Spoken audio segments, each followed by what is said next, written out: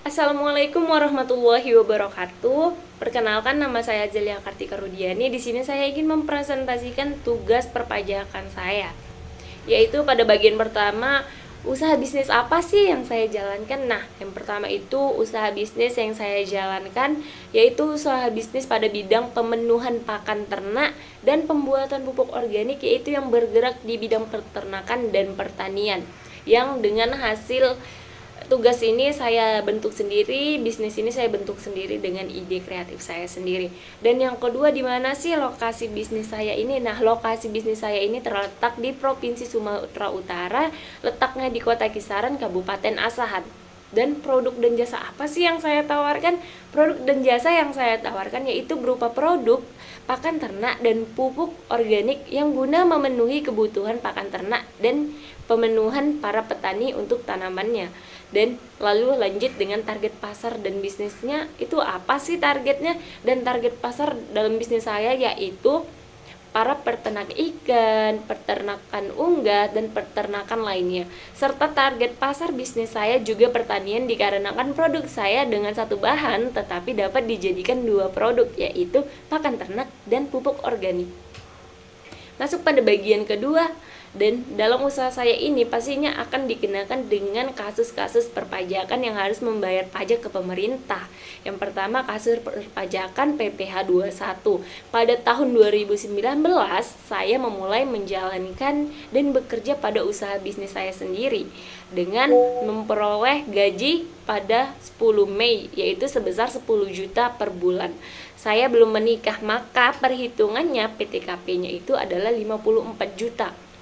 Yaitu perhitungannya penghasilan per bulan saya dikali dengan per tahun. Per bulan saya 10 juta, maka per tahun saya adalah 120 juta.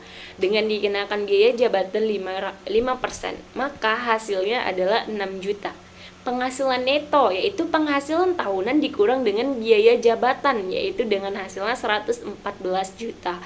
Karena saya tadi tidak dan belum menikah, maka PTKP-nya dikenakan dengan 54 juta. Jadi jumlah dengan hasilnya PTKP yaitu 60 juta. Maka saya dikenakan kasus perpajakan dengan senilai 60 juta. Lanjut pada kasus perpajakan PPh pasal 22. Perusahaan saya merupakan salah satu perusahaan di bidang peternakan dan pertanian.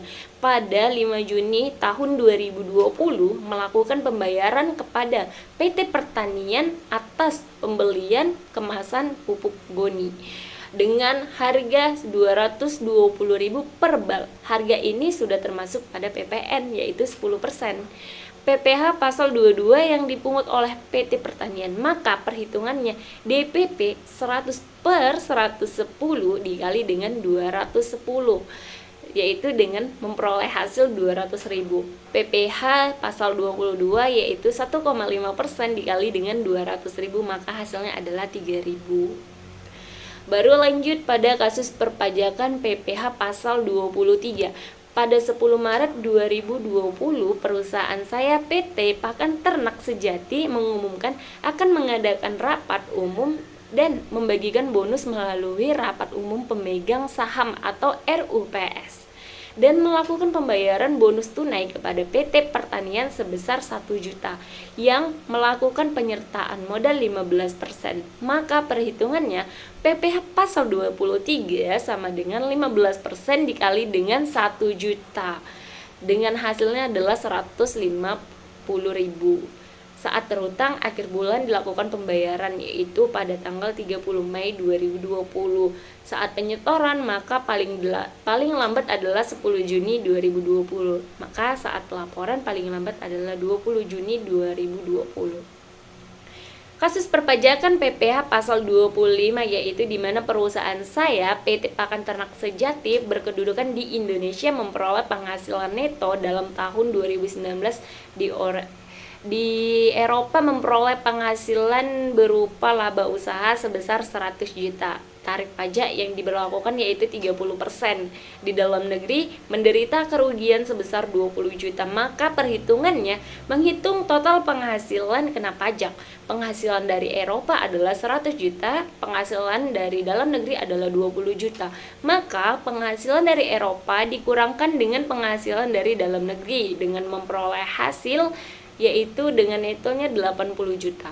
Penghasilan PPh terutang, pajak terutangnya adalah 25% dikali dengan 80 juta.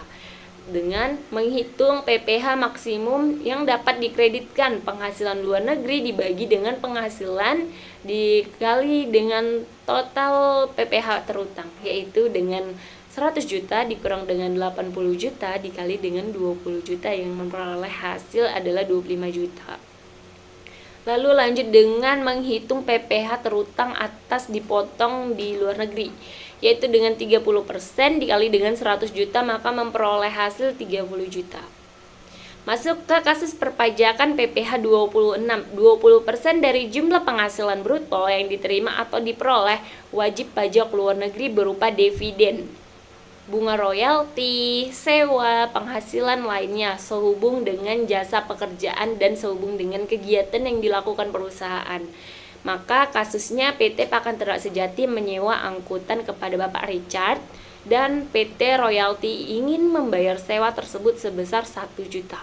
Maka perhitungannya PPh pasal 26 yang harus dibayar dipotong PT Pakan Ternak Sejati yaitu 20% dikali dengan 1 juta, maka yang harus dibayar pada PPh 26 wajib pajaknya yaitu adalah 200.000. Pada kasus PPN, owner PT Pakan Sejati pada 10 September 2020 menjual tunai mobil kepada pengusaha PT Merpati dengan harga jual 200 juta PPN yang terutang. Perhitungan 10% dikali dengan 200 juta sama dengan hasilnya adalah 20 juta. Maka PPN sebesar 20 juta itu merupakan pajak pengeluaran yang dipungut oleh PT Pakan Sejati dan merupakan kena pajak PT Merpati. PPN tersebut merupakan pemasukan. Lanjut pada kasus PBB nih. PBB Pajak Bumi dan Bangunan. PT Pakan Ternak Sejati memiliki sebidang tanah dengan luas 900 meter kuadrat dan memiliki luas bangunan sebesar 400 meter kuadrat dengan harga tanah 1 juta per meter persegi dan bangunan dengan harga 5 juta per meter persegi. Jika NJOP-TKP 20 juta, hitunglah PBB terutang PT Pakan Ternak Sejati. Maka perhitungannya tanah 900 meter kuadrat dikali dengan 1 juta maka hasilnya adalah 900 juta. Bangunan 400 meter kuadrat dikali dengan 5 juta maka hasilnya adalah 2 juta. Maka dengan rumusnya NJOP dikurang dengan NJOP-TKP dibagi dengan 500. Kenapa dibagi dengan 500? Dikarenakan dia sudah di atas 1 miliar. Jika dia di bawah 1 miliar maka dia dibagi dengan 1000. Maka NJOP-nya adalah 2.900.000 dikurang dengan NJOP-TKP yaitu 20 juta dibagi dengan 500 sama dengan hasilnya 5.760.000. Jadi PT Pakan Ternak Sejati membayar PBB sebesar 5.760.000. Masuk kepada PPNBM. Maka PT Pakan Ternak Sejati ini sebagai pemproduksi pakan menyerahkan hasil produksinya pakannya kepada pihak pemelihara pakan dengan harga jual 15 juta. Barang tersebut merupakan BKP yang tergolong mewah dengan tarif PPN sebesar 40%. Perhitungan pajak yang harus dipungut yaitu sebagai berikut. Maka perhitungannya PPN-nya 10% dikali dengan 15 juta, maka hasilnya 1.500.000. Maka PPNBM-nya yaitu 40%. Karena tarif PPNBM-nya sebesar 40%, maka 40% dikalikan dengan 15 juta, yaitu hasilnya 6 juta. Masuk kepada bagian ketiga, yaitu penjelasan kasus perpajakan. Nah, pada kasus pertama yaitu penggunaan PPh 21 di mana owner memperoleh penghasilan pribadinya dan membayar wajib pajak orang pribadi kepada pihak pajak. Karena PPh 21 membahas wajib pajak orang pribadi, wajib pajak badan, termasuk bentuk usaha tetap yang mempunyai kewajiban melakukan pemotongan pajak atas penghasilan sehubung dengan pekerjaan atau kegiatan orang pribadi. Lalu lanjut pada kasus kedua, yaitu penggunaan PPh 22, yaitu di mana perusahaan melakukan pembelian barang yang memenuhi pengemasan kebutuhan industri, kebutuhan pada perusahaan. Dan lanjut pada kasus yang ketiga, yaitu penggunaan PPh 23 di mana perusahaan membagikan bonus kepada pemegang saham atau yang disebut dengan RUPS. Baru ya lanjut pada kasus keempat, yaitu penggunaan PPh 24, yaitu di mana perusahaan melakukan penggabungan penghasilan yang berasal dari luar negeri dan mengatur perhitungan besarnya pajak penghasilan luar negeri dan dalam negeri. Pada kasus yang kelima, yaitu penggunaan PPh 26 di mana penghasilan bruto perusahaan diterima atau diperoleh dilakukan pemotongan, yaitu pemotongan dengan royalti, sewa, dan penghasilan lainnya. Pada kasus PPN, yaitu dilakukannya penjualan barang mewah berupa mobil secara tunai kepada yang dikenakan wajib pajak, yaitu dikenakan PPN. Pada kasus PBB, yaitu menjelaskan pengenaan pajak bangunan atas luas bangunan dan luas tanah perusahaan tersebut. Dan pada kasus PPNBM menjelaskan penjualan barang produksi perusahaan yang dimana sudah termasuk barang mewah dalam perusahaan tersebut. Masuk dia ke wajib pajak masing-masing kasus. Jadi dari kasus-kasus yang sudah kita bahas tadi, maka wajib pajak dalam masing-masing kasus tersebut yaitu orang pribadi, baik orang pribadi maupun badan usaha tetap dikenakan wajib pajak. Baru lanjut masuk ke objek pajak pada kasus. Objek pajak pada masing-masing kasus tersebut yaitu pada PPh 21 yaitu penghasilan yang diterima atau diperoleh pada PPh 22 barang tertentu yaitu kebutuhan industri. Pada PPh 23 yaitu dividen pembagian hasil usaha. Pada PPh 24 yaitu berasal dari luar negeri. Pada PPh 26 yaitu dividen, royalti, dan penghasilan lainnya.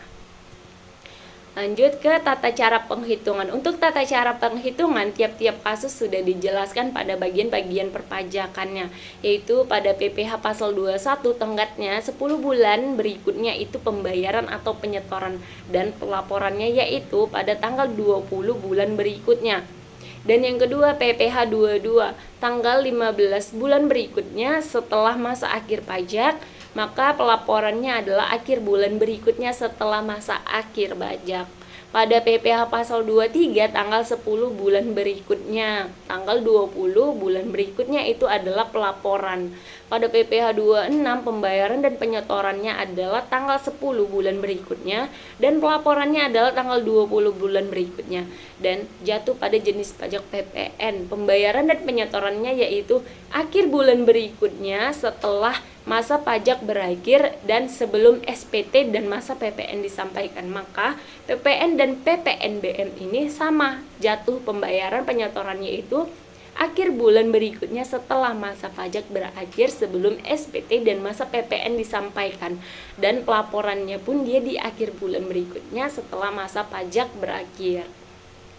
Akibatnya apa sih jika terlambat melakukan penyetoran atau pembayaran?